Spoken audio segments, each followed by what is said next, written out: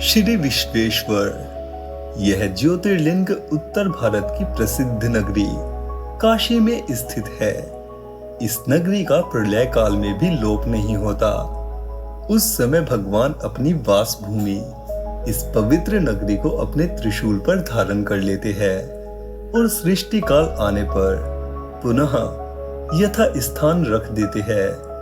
सृष्टि की आदि स्थली भी इसी नगरी को बताया जाता है। भगवान विष्णु ने इसी स्थान पर सृष्टि कामना से तपस्या करके भगवान शंकर जी को प्रसन्न किया था। अगस्त्य मुनि ने भी इसी स्थान पर अपनी तपस्या द्वारा भगवान शिव को संतुष्ट किया था। इस पवित्र नगरी की महिमा ऐसी है कि यहाँ जो भी प्राणी अपने प्राण त्याग करता है उसे मोक्ष की प्राप्ति होती है। भगवान शंकर उसके कान में तारक मंत्र का उपदेश करते हैं। इस मंत्र के प्रभाव से पापी प्राणी भी सहज ही भवसागर की बाधाओं से पार हो जाते हैं। विषयों में आसक्त अधर्म निरत व्यक्ति भी यदि इस काशी क्षेत्र में मृत्यु को प्राप्त हो तो उसे भी पुनः संसार बंधन में नहीं आना पड़ता।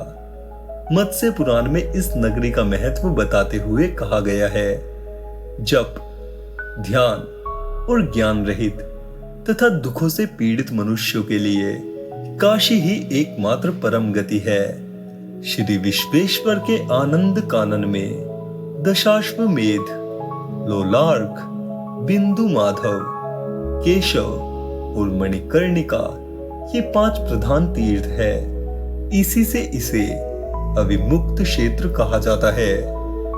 इस परम पवित्र नगरी के उत्तर की तरफ ओमकार खंड, दक्षिण में केदार खंड और बीच में विश्वेश्वर खंड है।